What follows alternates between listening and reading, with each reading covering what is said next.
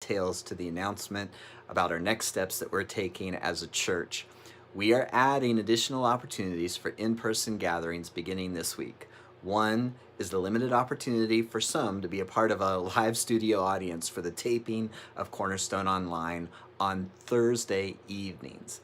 And for everyone, there will be outdoor services on Sunday mornings beginning August 2nd. And this is in addition to our commitment to continue Cornerstone Online and to help you leverage Cornerstone Online by having watch parties with the people you're already meeting with in person. Throughout the response to this pandemic, we've sought to approach the challenge with faith, wisdom, and a good dose of humility, loving God and loving others along the way. We recognize that there's no substitute for in-person gatherings and have been strategizing to provide those options. For some, these options and the way we'll manage them will seem a reasonable next step, and you'll be excited to participate. For others, this will be beyond your current comfort zone, and you'll just continue to participate online exclusively for the time being. And for others, this will seem like not enough and an extension of unnecessary precautions. I get that. Jesus, people are all over the map on these issues.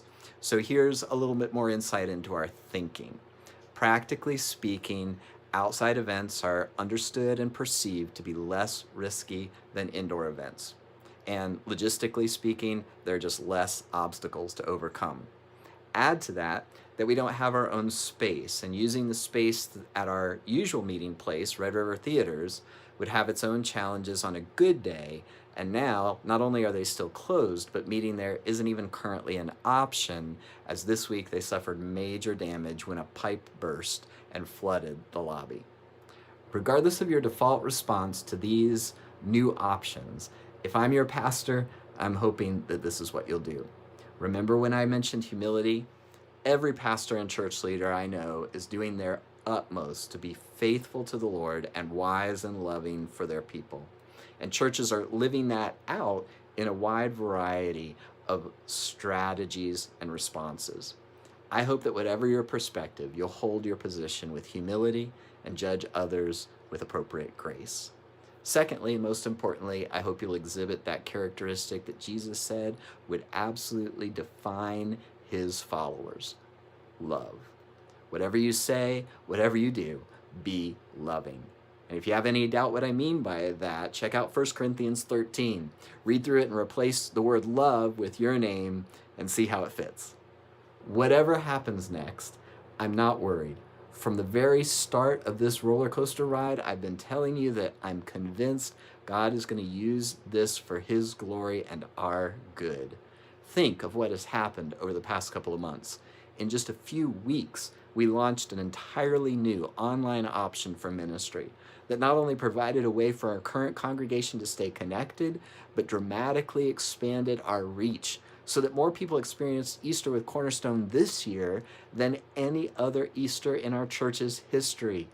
Beyond that, more people have indicated they're receiving Christ in this period of our church's life than any other comparable time period. Your generosity has increased during this season.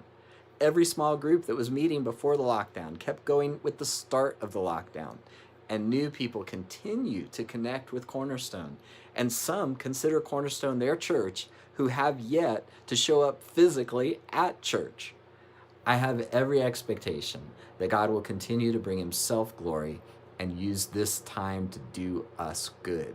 And beyond that, that he has good things for us to do as well. So I hope you'll engage with your Cornerstone Church family. Watch online, show up in person if you want, keep going to small group, and let's get ready for the next steps in faith and love that God has for us. Together, let's stay positive and be a positive influence on the world.